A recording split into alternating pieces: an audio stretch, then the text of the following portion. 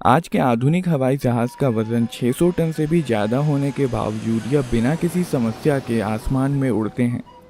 इस वीडियो में हम देखेंगे कि कैसे इतना भारी हवाई जहाज़ ज़मीन से ऊपर उठकर हवा में इतनी आसानी से उड़ता है। जब एक प्लेन हवा में उड़ रहा होता है तब उस पर 4 फोर्सेस लग रहे होते हैं। यह फोर्सेस हैं हवाई जहाज़ का वेट। हवाई जहाज़ का वेट एक फोर्स है जो गुरुत्वाकर्षण के कारण नीचे की तरफ लगता है। यदि इस फोर्स को ऊपर की तरफ लग रहे समान और विपरीत फोर्स से संतुलित नहीं किया जाए तो प्लेन नीचे गिर जाएगा। यह फोर्स हवाई जहाज के विंग्स के द्वारा पैदा किया जाता है और इसे लिफ्ट कहते हैं। ड्रैग, प्लेन के आगे बढ़ने की गति को हवा रेजिस्ट करती है और इस रेजिस्टेंस फोर्स को ड्रैग कहते हैं। ड्रैग पर काबू पाने के लिए हवाई जहाज प्रोपल्शन सिस्टम का इस्तेमाल करके एक फोर्स पैदा करता है जिसे थ्रस्ट कहते हैं। थ्रस्ट हवाई जहाज को आगे की दिशा में चलाए रखता है। यहाँ पर थ्रस्ट विंग के नीचे लगे टरबाइन इंजन के द्वारा पैदा किया जाता है जो कि न्यूटन के थर्ड लॉ के अनुसार काम करता है। यह हवा को बहुत फोर्स के साथ पीछे की ओर धकेलता है जिसके रिएक्शन में हवा इंजन को आगे की ओर धकेलती है। टरबाइन इंजन के आगे लगा पंखा ठंडी हवा को अंदर खींचता है। इसमें से ज़्यादातर हवा इंजन से डायरेक्टली बाहर धकेल दी जाती है जिसके कारण थ्रस्ट पैदा होता है। कुछ हवा एक दूसरे पंखे में जाती है जिसे कंप्रेसर कहा जाता है। कंप्रेसर हवा को लगातार कम होते हुए वॉल्यूम में धकेलकर कंप्रेस कर देता है। कंप्रेसर के बाद हवा कंबशन चैम्बर में जाती है जहां हवा में फ्यूल मिलाकर जलाया जाता है। तेजी से बाहर जाती हुई एग्जॉस्ट गैसेस टरबाइन ब्लेड से होकर गुजरती हैं जिसके कारण ब्लेड्स घूमते हैं। यह टरबाइन एक शाफ्ट के जरिए कंप्रेसर और आगे में लगे हुए फैन से जुड़ा होता है और इन्हें घुमाता है। एग्जॉस्ट गैसेस बाहर निकलने से पहले नोजल से गुजरती हैं जहां गैसेस पीछे की तरफ एक्सीलरेट होती हैं जिससे इंजन पर आगे की तरफ थ्रस्ट लगता है। लिफ्ट को एक्सप्लेन करने के लिए कई थ्योरीज दी जाती हैं। हालांकि लिफ्ट एक बहुत ही कंट्रोवर्शियल टॉपिक है और अक्सर इसे सही से एक्सप्लेन नहीं किया जाता है। लिफ्ट का एक गलत एक्सप्लेनेशन जो कि काफ़ी पॉपुलर है बर्नौलीज़ थ्योरम का इस्तेमाल करके दिया जाता है।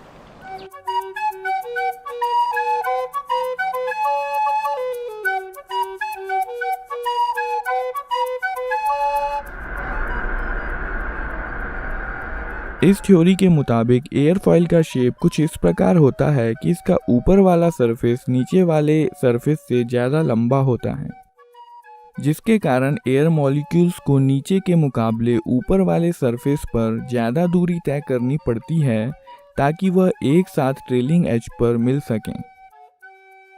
चूंकि विंग्स के ऊपर वाले मॉलिक्यूल्स को ज़्यादा दूरी तय करनी है इसलिए इन्हें विंग्स के नीचे वाले मॉलिक्यूल्स के मुकाबले ज़्यादा तेज़ी से यात्रा करनी पड़ती है। बर्नौलीज़ थ्योरम के मुताबिक अगर पोटेंशियल एनर्जी को नेगलेक्ट कर दिया जाए तो फ्लूइड की एनर्जी उसकी काइनेटिक एनर्जी और प्रेशर एनर्जी के बीच बंटी होती है और फ्लो के दौरान कांस्टेंट रहती है। इसलिए ऊपर हवा तेजी से बहने के कारण प्रेशर कम होगा ताकि टोटल एनर्जी कांस्टेंट रहे। इसलिए प्रेशर में अंतर होने के कारण लिफ्ट प्रोड्यूस होती है। हालांकि यह थ्योरी सुनने में सही लगती है पर फिर भी इसमें कुछ गलतियां हैं। एक्सपेरिमेंट से पता चलता है कि ऊपर वाले सरफेस के मॉलिक्यूल्स नीचे वाले सरफेस के मॉलिक्यूल्स के मुकाबले काफ़ी ज़्यादा तेज़ी से ट्रैवल करते हैं, इसलिए यह पिछले किनारे पर दोबारा नहीं मिलते। और यह एजम्पशन कि मॉलिक्यूल्स पिछले किनारे पर दोबारा मिलते हैं गलत है। क्योंकि ऊपर वाले सरफेस पर वेलोसिटी काफ़ी ज़्यादा होती है इसलिए इस थ्योरी से जितनी लिफ्ट का अनुमान लगाया जाता है वह एक्चुअल लिफ्ट से काफ़ी कम होती है। इसके अलावा एयरफॉइल का ऊपर वाला सरफेस नीचे वाले सरफेस से ज़्यादा लंबा हो यह भी कोई ज़रूरी नहीं है। सिमेट्रिकल एयरफॉइल डिज़ाइन करना भी पूरी तरह संभव है। उदाहरण के लिए पेपर प्लेन के विंग्स फ्लैट होने के बावजूद भी यह हवा में उड़ता है। ऐसा इसलिए है क्योंकि सिमेट्रिकल विंग्स को भी यदि एक एंगल पर रखा जाए तो हवा ऊपर वाले सरफेस पर रिलेटिवली ज़्यादा तेज़ी से बहती है। इसलिए एंगल ऑफ अटैक विंग्स के शेप से ज़्यादा महत्वपूर्ण है। यह थ्योरी बहाव को नीचे मोड़ने के बारे में भी कुछ नहीं कहती है। यहाँ पर हम देख सकते हैं कि विंग्स पर पास होने के दौरान हवा की आने वाली वेलोसिटी और जाने वाली वेलोसिटी बराबर है और इसलिए हवा में कोई एक्सेलरेशन नहीं हो रहा है। इसलिए न्यूटन के सेकंड लॉ के मुताबिक एयर मॉलिक्यूल्स पर कोई फोर्स नहीं लग रहा है और इसलिए एयर मॉलिक्यूल्स विंग्स पर कोई रिएक्शन फोर्स भी नहीं लगा सकते हैं। इसलिए यहाँ पर कोई लिफ्ट भी पैदा नहीं होगी क्योंकि यह न्यूटन्स लॉ का वायलेशन होगा। अगर थ्योरी की इन गलतियों पर ध्यान दिया जाए तो बर्नौली थ्योरम लिफ्ट को सही से एक्सप्लेन करता है। लिफ्ट को एक दूसरे तरीके से न्यूटन्स लॉ का इस्तेमाल करके भी एक्सप्लेन किया जा सकता है।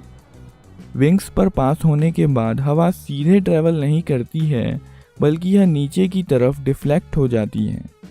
न्यूटन के सेकंड लॉ के मुताबिक किसी चीज़ की वेलोसिटी चेंज करने का एकमात्र तरीका है कि उस पर फोर्स लगाया जाए। इसलिए हवा की इस वेलोसिटी में बदलाव लाने के लिए यह ज़रूरी है कि एयरफॉयल हवा पर फोर्स लगाए।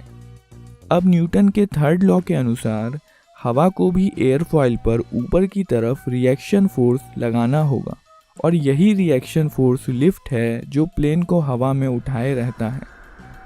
हवा को केवल एयरफॉयल का नीचे वाला सरफेस ही नहीं बल्कि ज़्यादातर हवा को तो एयरफॉयल का ऊपर वाला सरफेस नीचे की ओर डिफ्लेक्ट करता है।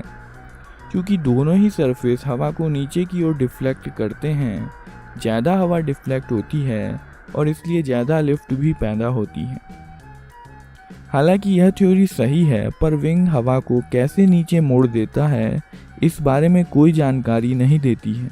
यह केवल इतना ही कहती है कि चूंकि हवा नीचे की ओर डिफ्लेक्ट हो रही है इसलिए एयरप्लेन पर ऊपर की तरफ फोर्स लगना ही चाहिए।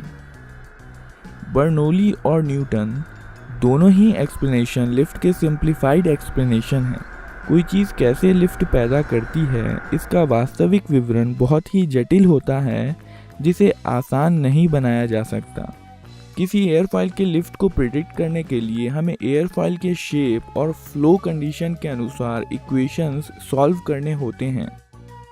आमतौर पर यह कैलकुलेशन इतने बड़े होते हैं कि इन्हें कंप्यूटर पर ही सॉल्व किया जा सकता है।